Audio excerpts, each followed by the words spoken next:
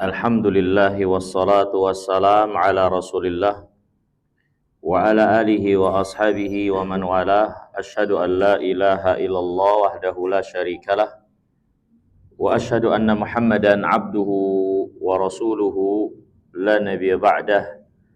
Amma ba'd. Hadirin yang dimuliakan oleh Allah, alhamdulillah, segala puji hanya milik Allah.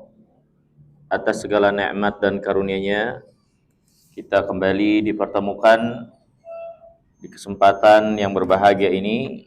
Kita akan lanjutkan pelajaran kita, mempelajari kitab Riyadhus Shalihin, masih dalam bab ta'zim hurumat muslimin wa bayan huquqihim,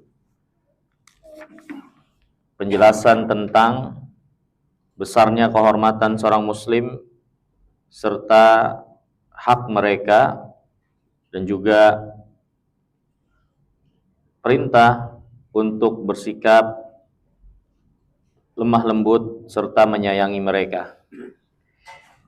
Kita sampai pada hadis yang ke 234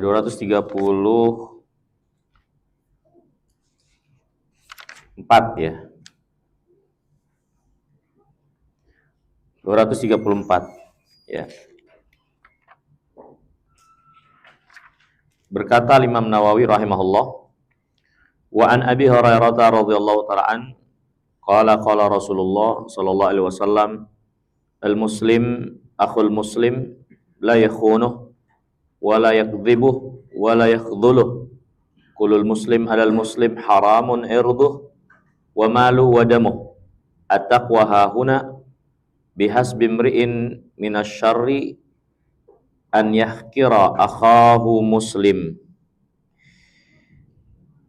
Dalam hadis yang diriwayatkan oleh Imam Tirmidzi, dan beliau mengatakan hadisnya hasan, Rasulullah sallallahu alaihi wasallam bersabda, seorang muslim adalah saudara bagi muslim yang lainnya.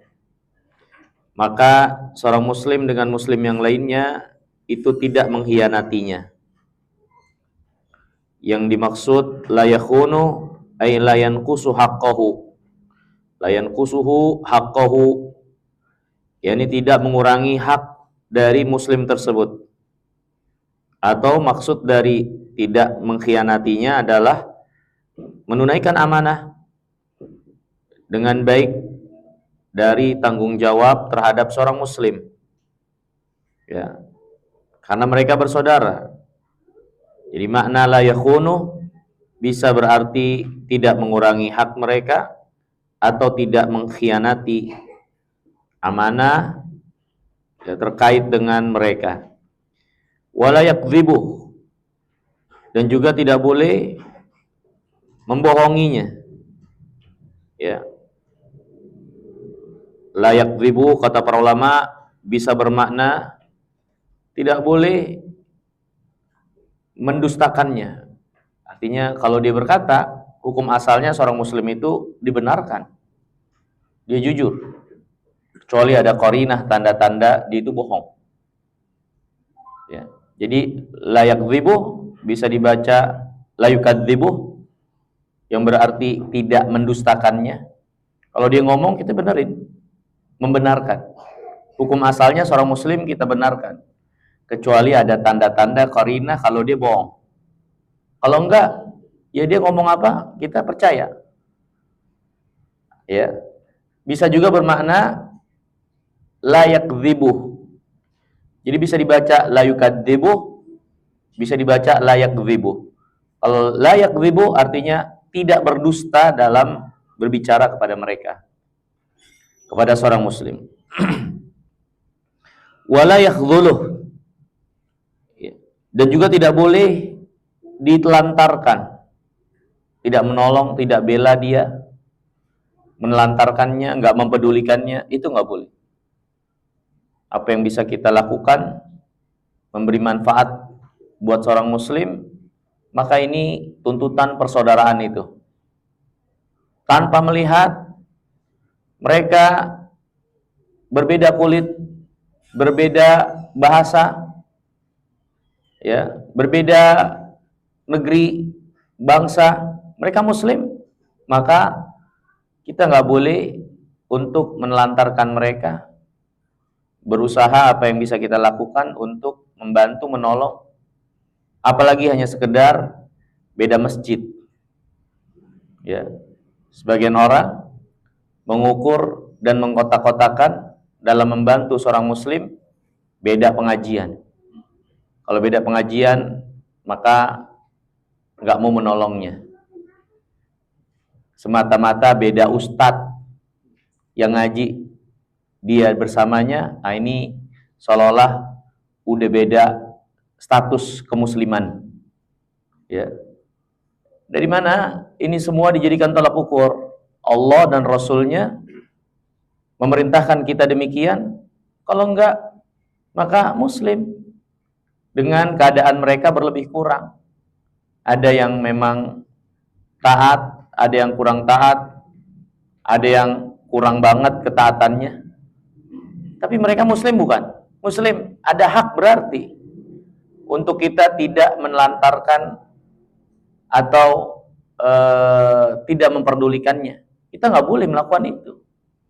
Ya, ini sekarang kita hidup di zaman di mana walaupun tidak sampai mengeluarkan dari Islam, tapi pandangan terhadap seorang muslim itu diberi sekat dan dibatasi atas dasar masjid ke masjid lainnya, ustadz ke ustadz lainnya.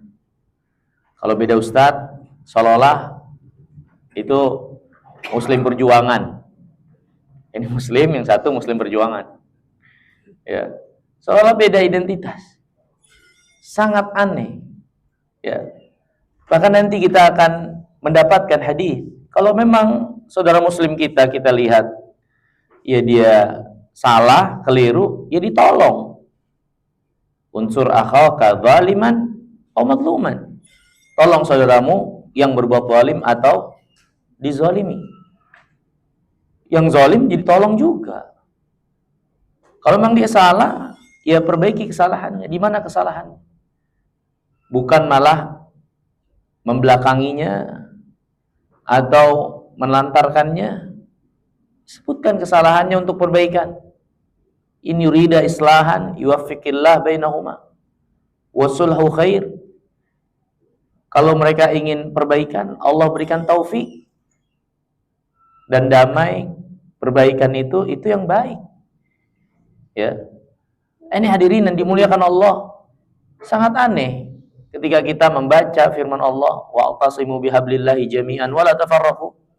Wala tafarraqu. Jangan kalian berpecah belah. Tapi kita justru malah berjalan dan mengarah kepada hal-hal yang membawa keretakan dan pecah belah. Ya, benar pastinya ada hal-hal yang kita berselisih pandang, berselisih pendapat, dan seterusnya. Tapi kita harus mendudukkan perkara, apakah itu boleh kita jadikan dasar begitu saja untuk memecah dan membuat sekat antara kita dengan saudara muslim. Ya, hanya karena kita pakai gamis, dia pakai sarung. Ya, yang satu pakai baju biasa, yang satu pakai baju koko, seolah-olah yang pakai kaos itu bukan Islam atau bukan seperti yang ada pada dia dalam keislaman. Ya, kadang-kadang kita hal-hal yang tidak benar untuk kita jadikan tolak ukur, menelantarkan, membiarkan, ya, atau membelakangi seorang muslim, itu justru kita angkat. Justru kita jadikan tolak ukur. Karena semata-mata hal-hal yang sebetulnya itu bukan tolak ukur. Ya. Itu bukan menjadi dasar untuk kita boleh membelakangi seorang muslim. Ya. Ini evaluasi buat kita sekalian dalam membangun persaudaraan. Yang agama kita ini mengajarkan kaum muslimin untuk membangun persaudaraan, bukan meretakkan atau memporak-porandakan, memutus-mutus, membuat sekat, bukan seperti itu. Ya. Makanya apalagi para ulama ya rahimahumullah, di antara yang mereka anjurkan ya, dan arahkan kaum muslimin ya, terutama para pelajar ya, terkait ilmu yang sangat luas ini, terkait kesimpulan-kesimpulan dari ilmu yang bisa berbeda-beda itu ya, selama berada dalam keilmiahannya ya, maka para ulama mengajarkan kita untuk memahami fikih, bagaimana kita berselisih pendapat berbeda. Ternyata ada fikihnya juga. Kita tahu fikih ibadah, kita tahu fikih muamalah. Ternyata dalam berselisih pun ada fikihnya. Makanya hadirin yang dimuliakan Allah, sangat rugi kita berislam tapi tidak mengenal ini secara keseluruhan. Hanya parsial dari satu sisi, sehingga kita mengabaikan yang lain. Ya, sehingga ini banyak menyebabkan perkara-perkara atau banyak hal yang kita lewatkan atau kita keliru dan salah dan timpang dalam mengamalkan din agama ini. Di antaranya ya, berselisih itu ternyata ada fikihnya. Mana yang boleh untuk jadi sekat untuk kita berlepas diri membelakangi, mana yang tidak boleh, mana yang harus tetap dalam pembicaraan hangat, mana ini yang sifatnya medan ilmiah, mana ini yang sudah masuk ke dalam ranah mengikuti hawa nafsu. Dan kalau sudah seperti itu, bagaimana mensikapinya lagi? Apakah boleh begitu saja untuk dibelakangi atau dihukumi dan seterusnya? Ya. Terkadang kita hanya lihat antara hitam dan putih. Kita lupa kalau dunia ini ada yang abu-abu. Ada yang putih kehitaman, ada yang hitam keputihan. Manusia dengan tingkatan-tingkatan mereka, nggak semuanya kita bisa hukumi hitam dan putih. Ternyata pada diri kita sendiri pun, kalaupun dikatakan oleh kita ngaku-ngaku putih, banyak juga kehitamannya. Apakah kehitaman itu bisa begitu saja untuk dihukumi berarti kita adalah hitam secara keseluruhan, padahal masih ada putih-putihnya? Sebagian orang melihat ini dengan kacamata kuda. Ya, hitam putih, dia nggak tahu kehidupan ini juga, dan kaum muslimin dengan keadaannya berlebih kurang, berwarna-warni, berseragam. Kita tidak membenarkan kesalahan, kekeliruan, kesesatan, enggak. Ya. Tapi keadaan yang kita jauh dari Nabi yang mulia alaihi wasallam, keadaan yang berada dalam keterasingan Islam, ini pastinya banyak kekurangan-kekurangan dalam memandang, menilai, dan menyimpulkan tentang agama ini. Dan itu dari saudara kita sendiri, seorang muslim. Sedangkan asas dasar mereka sebagai seorang muslim harusnya menjadi tolak ukur dan dasar dalam kita memperlakukan mereka, itu yang kita utamakan. Melebihi memposisikan mereka, mengawalinya sebagai musuh. Seolah-olah dengan sedikit yang tidak sama dengan kita, langsung kita posisikan dia sebagai musuh, bukan teman, apalagi sebagai lawan. Ya. Bukankah lihat agama kita mengajarkan kepada kita nilai-nilai yang menunjukkan kerekatan dan persatuan? Adanya sholat berjamaah, hari raya bersama, sholat Id, dan perkumpulan tiap minggu di sholat Jumat. Ya, kita mau sortir yang sholat Jumat itu yang ngaji sama ustadz tertentu saja yang boleh masuk. Yang nggak ngaji sama ustadz tertentu nggak boleh masuk, nggak boleh dengerin. Ya, haji seluruh kaum muslimin dunia dengan berbagai macam latar belakang, lebih kurang mereka dalam beragama. Ya, ada yang di Arafah, ya, diingetin doa malah tidur. Nggak tahu ngapain di sana, kayak orang piknik aja. Ada yang kayak gitu orang Islam. Terus kita mau bilang dia bukan Islam, tuh lo ngapain di sini di Arafah? Itulah kaum muslimin yang harusnya kita sayangi. Ya kalau mereka keliru dan salah atau kurang tepat, ya kita berusaha gimana meluruskan, membenarkan. Terus kita caci maki mereka karena mereka seperti itu. Terus kita antipati langsung terhadap mereka yang seperti itu. Ya. Cobalah kita agak jauh pikniknya. Agar kita lihat kanan kiri, depan belakang kaum muslimin secara umum.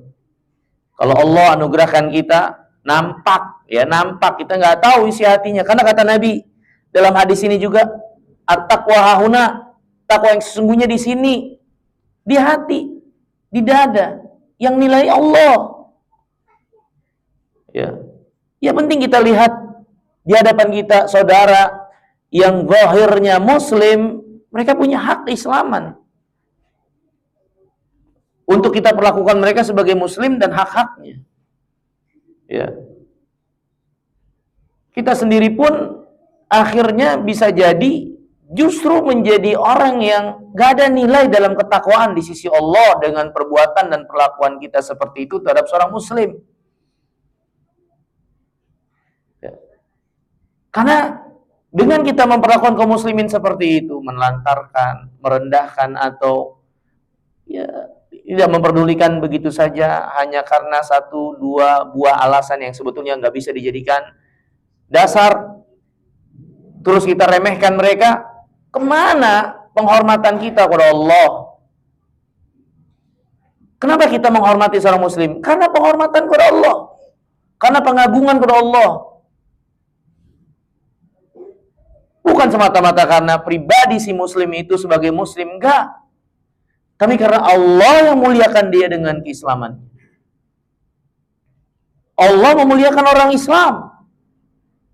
Terus kita tidak memuliakan dan menghormati yang dimuliakan di sisi Allah. Ya. Keislaman seseorang ini adalah modal besar yang menunjukkan orang itu menurut yang bisa kita nilai lahiriah untuk kita hormati. Karena Allah berarti memberikan taufik dia untuk Islam. Terlepas kekeliruan dan kesalahan-kesalahannya, kita tidak membenarkannya. Ya kita berusaha gimana untuk meluruskan, memperbaiki. Tidak membersamai dalam kesalahan itu. Tapi masalahnya membuat sekat, membelakangi, mengkotak-kotakan begitu saja. Ya. Kaum muslimin dengan sebab hal-hal yang tidak bisa dijadikan sebagai alasan. Ini masalah. Ya. Ini masalah. Ya. Hadirin yang dimuliakan Allah. Para ulama di antara pujian mereka kepada Syekh bin Baz. Ya. Syekh bin Baz itu ulama yang diterima bukan hanya oleh teman-teman sekitar dekat, tapi oleh lawan sekalipun. Kenapa? Karena kasih sayangnya. Karena dia menunjukkan bagaimana ingin kebaikannya buat kaum muslimin. Ya. Dia merangkul, dia mengerti, dia memahami, dia membimbing. Seperti orang tua, seperti teman, seperti sahabat. Sehingga dia menjadi orang diterima oleh halayak ramai. Syekh bin Baz itu di antara pujian orang-orang yang berada di sekitarnya terhadap beliau, Syekh bin Baz rahimahullah. Ya. Dan beliau di antara perkataan yang beliau katakan untuk zaman ini, kata beliau apa? Ini adalah zaman di mana yang harus lebih dikedepankan adalah kelemah lembutan, kasih sayang. Karena banyak orang-orang Islam yang melanggar dalam keislaman itu dalam keadaan mereka nggak paham, nggak tahu, nggak ngerti, salah, keliru. Banyak kita saksikan saudara kita bahkan mungkin lebih semangat, lebih militan dalam keislaman dari kita. Mereka ingin ini, ingin itu, ingin. Dari sisi ini, mereka terpuji sebetulnya, walaupun ya, qadarullah mereka salah jalan. Tapi tentunya ini kan modal untuk kita menilai mereka dari sisi ini. Semoga Allah mengasihani mereka, memberikan taufik, meluruskan dengan dasar niat mereka yang baik itu. Banyak kaum muslimin seperti itu keadaannya. Maka kata Syekh bin Baz, inilah zaman di mana kelemah lembutan, kasih sayang, itu yang harus dikedepankan. Karena banyak kaum muslimin, kekeliruan mereka karena ketidakpahaman mereka. Dengan kita mengawali dengan kekerasan, kekasaran, semakin menjauhkan mereka dari Islam dan bukan solusi. Malah mereka menganggap dan menilai kita Islam yang beda. Lu Islam apaan sih lu kayak gitu? Malah disalahpahami karena kita tidak mentransfer dengan baik. Akhirnya salah transfer. Yang dipahami, yang diserap kekasarannya saja, kekakuan gak jelasnya saja. Nilai baiknya tertutup dengan sebab pembawaan yang seperti itu. Ya. Syekh Albani rahimahullah, di antara perkataan beliau, aku mengira permasalahan umat Islam ini hanyalah masalah akidah. Ternyata masalah akhlak juga, perangai, perilaku mereka dan seluruh itu bermasalah juga. Ya. Sampai kalau tidak salah saya juga lupa apa nih perkataan Syekh Albani itu yang lainnya. Ya. Kalau kita mengajar di orang-orang yang sudah mengenal akidah, manhaj dengan bagus, ajarin akhlak pada mereka. Tapi kalau kaum muslimin umumnya ajarin akidah. Ya. Karena itu yang dibutuhkan. Banyak orang-orang yang membawakan sebagai orang-orang yang membawa bendera manhaj, justru jauh dari praktek amaliyah salaf terdahulu dalam akhlak, perilaku, perangai. Ya. Oke, mereka dalam praktek keagamaan, ibadah dan seterusnya, Masya Allah. Tapi banyak juga teori doang, amalnya nggak ada. Amalnya juga kurang. Ya. Tapi teori-teori mereka tahu beramal itu harus ada contohnya dari Nabi begini-begini, tapi pengamalannya enggak. Banyak orang awam, puasanya lebih banyak, sholatnya lebih banyak. Ya. Dan sesuai syariat tentunya. Senin Kamis kan ma'ruf. Ya, walaupun mungkin mereka kurang juga dalam satu hal. Ya gitulah manusia. Ya. Memang secara manhaj iya. Tapi manhaj dalam artian langkah menetapkan agama iya. Tapi terkadang pembawaannya dalam melihat orang lain, melihat saudaranya, melihat yang belum ngaji katanya, itu nampak kurang dari petunjuk yang ditunjukkan oleh Nabi yang mulia alaihi wasallam. Ya, sebagaimana sering kita jelaskan, Rasulullah SAW di tengah-tengah beliau itu, di sekeliling beliau, nggak semuanya orang-orang seperti Abu Bakar, nggak semuanya orang seperti Umar, Utsman, dan para pembesar sahabat yang punya pemahaman agama yang lurus, baik, solid. Tapi beliau juga membersamai orang-orang Arab Badui yang kurang peradaban, kurang ilmu agamanya. Membersamai orang-orang yang awam baru masuk Islam. Bayangkan, Nabi lagi jalan bersama, ada orang yang baru masuk Islam, minta dibuatin sesembahan selain Allah. Ijalana ilahan kama lahum alihah. Ijalana dzatu anwat kama lahum dzatu anwat. Ya Rasulullah, buatkan buat kami ini pohon keramat untuk diibadahi sebagaimana orang musyrikin punya pohon keramat. Lihat, yang minta orang Islam. Ada yang kencing di masjid, Nabi SAW ditarik-tarik sampai berbekas lehernya, sehingga para sahabat yang lihat itu udah geram aja ngeliat orang kayak gini. Ya, tapi itulah orang-orang yang di sekitar Nabi SAW. Enggak semuanya orang-orang yang sopan, yang manhaj katanya, manhaj sahabat. Tapi orang awam, orang-orang yang pernah Nabi SAW bahkan menemui orang yang masih pakai jimat. Orang Islam masih pakai jimat. Tapi Nabi luruskan. Tapi maksudnya adalah Rasulullah SAW menghadapi manusia dengan berbagai macam keadaan mereka. Nah, lihat bagaimana Rasulullah SAW mensikapi itu. Kadang kita menyamaratakan dan menimbang, menilai manusia dengan apa yang ada sama kita. Ya, kita sudah seperti ini, kita sudah begini, padahal juga masih banyak kurang. Maka orang-orang yang nggak seperti kita, penampakan dan keluar masuknya masjid, pengajian dan seterusnya, itu seolah-olah bukan Islam. Kita ukur manusia keislaman dengan apa yang ada sama kita. Walhal kita pun masih banyak kekurangan. Ya. Ini hadirin yang dimuliakan Allah. Ya. Sekali lagi, ini bukan bermaksud untuk membenarkan kesalahan, kekeliruan. Tapi ada porsinya. Ada caranya bagaimana untuk mengobati dan menanggulanginya. Nggak semua bisa dikasih resep yang sama, dosis yang sama. Tapi pastinya yang standar dasar adalah kelemah lembutan, kasih sayang. Itu standar dasarnya. Kalau harus melangkah agak keras dari itu, harus melihat maslahat. Pencapaiannya gimana? Hasil akhirnya gimana? Kalau mau membuat lebih keras lagi, ini benar gak porsinya? Mengobati tidak?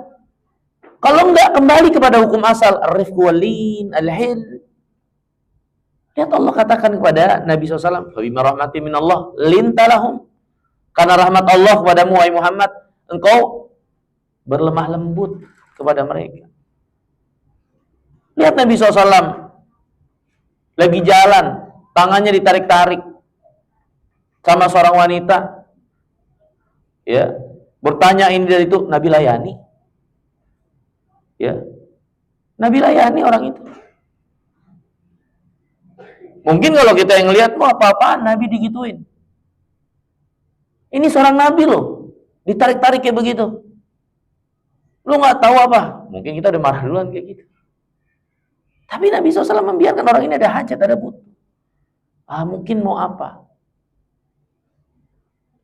Tidakkah kita melihat itu? Nabi SAW di tengah-tengah beliau bahkan ada orang munafik. Apakah Nabi SAW membicarakan dan menyebarkan siapa munafik-munafik itu? Enggak. Kecuali hanya kepada segelintir orang. Terutama khususnya sahibus sir Rasulullah SAW. Sahabat yang memang khusus dititipi rahasia Nabi. Yang disebut dan dikasih tahu nama-nama orang munafik. Umar aja nggak dikasih tahu. Karena Allah Umar yang tahu. Mungkin bisa dicomot atau itu. Umar nggak dikasih tahu. Karena penanganan dengan apa yang ada pada Umar nggak tepat saat itu. Yang dikasih tahu siapa? Hudzaifah bin Yaman. Sampai Umar nanya, Nabi pernah menyebutkan nama saya termasuk orang-orang yang munafik? Enggak. Umarnya nanya, Umar nggak tahu. Hudzaifah tahu tuh siapa-siapanya. Dan dia juga nggak bertindak. Dan Nabi SAW tahu. Diapain tuh munafik di depan Nabi SAW. Bahkan banyak gangguan yang mereka lakukan kepada Islam dan kaum muslimin.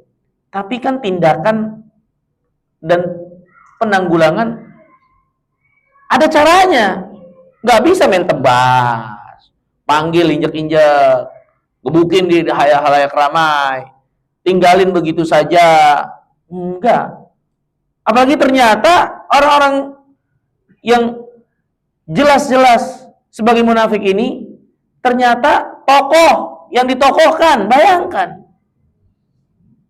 orang yang dulunya sebelum Nabi SAW datang, wajah-wajah manusia itu melihat kepada orang ini sebagai tokoh, dielulukan.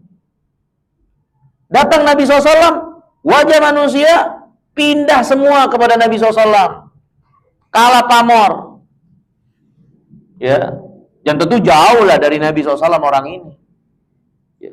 Tapi Nabi SAW lihat, tahunya orang ini memang orang yang diunggulkan dulunya. Sehingga gak mungkin, karena masih banyak orang-orang yang punya simpati sama orang ini. Sehingga Nabi SAW pun tidak tarik orang ini langsung. Enggak. Ya, banyak hal yang Nabi SAW bahkan ulur. Bahkan Nabi yang mulia SAW sebelum dilarang oleh Allah beliau berusaha untuk mintain ampun buat si munafik ini padahal jelas. Kata Allah, in tastaghfir lahum, allam taghfir lahum, in tastaghfir lahum 70 marrah lan yaghfirullahu lahum. Terkait dengan orang munafik, kata Allah, kalau engkau minta ampun buat mereka atau enggak minta ampun, engkau minta ampun 70 kali, Allah enggak akan ampunin mereka. Kata Nabi SAW, kalau saya tahu minta ampun buat mereka lebih dari 70 kali bakal diampunin, saya minta ampun. Kalau saya tahu minta ampun buat orang ini lebih dari 70 kali Allah akan ampuni, saya akan lakukan. Karena kata Allah, kalau engkau minta ampun sampai 70 kali nggak bakal diampunin. Maka dipahami, berarti kalau lebih dari 70 diampunin dong nih. Kalau saya tahu itu bakal diampunin, saya minta ampun tuh buat munafik bahkan. Sehingga akhirnya Allah Subhanahu wa taala menurunkan firman-Nya dengan tegas, Nabi SAW dilarang untuk meminta ampun kepada orang-orang yang telah jelas kemunafikannya, kekafirannya. Ya, akhirnya Nabi tinggalkan itu. Tidak menyolatkan orang itu juga. Ya. Tapi menarik buat kita sekalian hadirin yang dimuliakan Allah. Sesuatu yang belum tegas-tegas ini orang munafik. Ya. Apa ya? Maksudnya kalau masih ada celah, apalagi masih nampak jelas keislamannya dan banyak kebaikannya, kita tuh selalu melihat orang lain dari sisi hitamnya. Kenapa seperti itu? Lihat Nabi yang mulia SAW, ini kurang apa hitamnya ini? Tapi kalau bisa untuk memperbaiki dia, minta ampun, minta ampun. Kalau nggak benar-benar sama Allah SWT dilarang deh, udah nggak bakalan. Berarti kan udah jelas. Ini teman-teman kita, saudara kita orang Islam, emang udah dijelasin sama Allah nggak boleh minta ampun sama dia, harus berpaling muka dari dia, hukumi dia, keluarkan dia dari Islam, keluarkan dia dari sunnah. Kita udah dapat wahyu untuk memperlakukan seperti itu untuk saudara kita? Belum ada. Dan gak ada. Kenapa kita tidak menjadikan keislaman yang ada sama dia jadi tolak ukur utama untuk kita bisa dan berusaha mencurahkan dan memberikan kebaikan manfaat buat dia? Doain dia. Arahkan dia pada kebaikan, deketin. Berikan pemahaman kalau memang keliru dan salah. Kenapa selalu hitam yang kita lihat, padahal masih banyak putih yang ada pada saudara kita? Nah, ini hadirin yang dimuliakan Allah. Ya. Walhal seorang muslim layak dulu, tidak boleh menelantarkan muslim yang lainnya. Kemudian Nabi SAW kembali menegaskan, kulul muslim alal muslim haramun irdu wa malu wa damu. Setiap muslim dengan muslim yang lainnya itu haram, darahnya, hartanya, kehormatannya. Ya, ini minimal kita nggak bisa berbuat baik sama orang Islam kepada kaum muslimin. Paling nggak jangan ambil zolimi mereka pada darah, harta atau kehormatan. Paling tidak jangan bermasalah deh. Ya. Kemudian kata Nabi, at-taqwa hauna. Takwa itu di sini, maksudnya di hati. Di mana kita menilai manusia, kebenaran ketakwaan mereka dan memastikan untuk itu, padahal yang bisa menilai itu hanya Allah, karena itu ada apa yang ada dalam hati. Semata dia menunjukkan keislamannya, dia muslim, berarti ada hak untuk kita perlakukan dengan baik. Ya dia ada salah, ya ditolong, bukan ditelantarkan. Nanti ada hadisnya. Unsur akhak zaliman atau madluman. Tolong saudaramu yang berbuat zalim atau dizalimi. Bukan malah menjerumuskan atau membuat dia semakin terpuruk dengan menjauhinya. Hadirin, terkadang kita nih lupa. Atau kita kadang mungkin lupa diri. Banyak terjadi kesalahan di mana kita yang nyebabin kesalahan itu. Banyak terjadi kejelekan yang kita nggak sukai, ternyata kitalah penyebab kejelekan itu ada. Banyak contohnya. Di antaranya seperti ini. Banyak misalnya kaum muslimin yang akhirnya kurang antipati dengan dakwah yang hak ini, Ya karena kita yang menunjukkan dan mempertontonkannya dengan sesuatu yang membuat mereka tidak respect.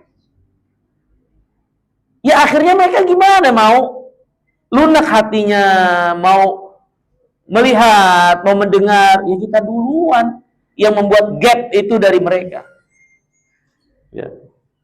Kita punya teman yang akhirnya berkumpul dengan orang-orang yang kita lihat di kurang baik.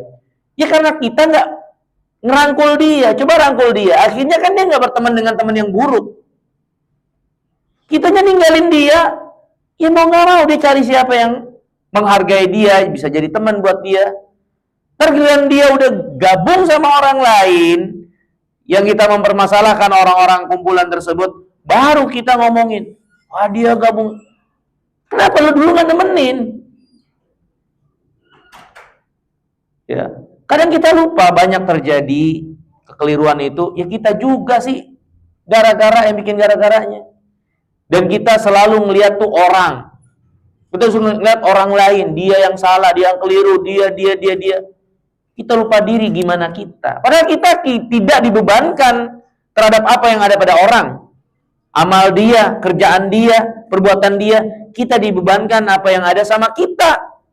Mau orang kayak gini, kayak begitu, urusan dia dan tanggung jawab dia kepada Allah. Urusan kita memperlakukan orang itu gimana. Urusan kita gimana bisa menolong orang itu gimana. Urusan kita bisa merangkul orang itu gimana. Itu urusan kita. Urusan dia ntar gimana menyikapinya, urusan dia. Kita lupa dan selalu yang kita lihat tuh orang lain daripada diri kita, padahal diri kita lah yang akan mempertanggungjawabkan apa yang kita amalkan, dan kita tidak diutus oleh Allah untuk mengawasi manusia. Mengawasi manusia menjadi menjadi apa? Memata-matai mereka. Kita nggak diutus dan tidak diciptakan Allah untuk itu. Ya. Ini hadirin, at-taqwa. Nah, takwa itu di sini. Dalam riwayat yang lain nanti hadis selanjutnya, wa yushiru ila sadri. Nabi mengisyarat ke dadanya nih. Ya. Kemudian kata Nabi SAW, bihas bimri'in minasyar an yahkira akhahu muslim. Cukup seorang muslim itu dikatakan buruk, atau cukup sebagai suatu keburukan yang dilakukan ketika seorang muslim meremehkan saudaranya. Ya. An yahkira akhahu muslim. Dia remehkan saudaranya. Dia memandang sebelah mata. Ya, dia tidak menilai saudaranya sebagai sesuatu yang berarti. Meremehkan, apalagi sampai merendahkan. Wah, ini cukup itu dikatakan sebagai suatu keburukan, kata Nabi yang mulia alaihi wasallam. Kok bisa seorang muslim begitu kepada saudaranya? Ya, ini evaluasi buat kita semua. Kadang-kadang kita memperlakukan saudara kita, meremehkan mereka hanya gara-gara hal-hal yang seperti itu. Nah, ini dia nggak pakai gamis, kita pakai gamis. Wah, ini dia bajunya masih kayak baju-baju orang-orang umum. Ya, harusnya pakai koko. Cuman gara-gara kayak gitu kita nilai. Ya. Ini dia nggak jenggotan, kita jenggotan. Iya, mungkin itu kita lihat sebagai suatu kekurangan. Tapi apakah itu boleh kita jadikan untuk merendahkan? Kan nggak boleh juga.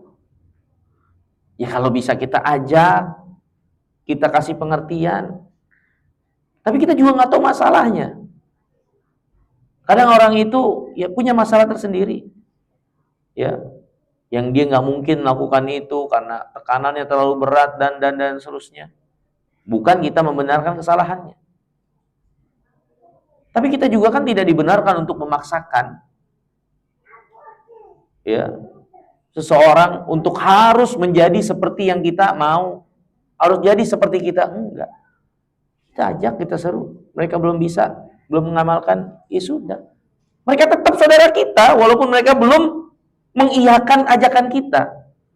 Kecuali kita berpandangan kalau nggak ikut ajakan kita, wah ini udah keluar manhaj, udah keluar agama, udah keluar sunnah, nah itu lain urusan.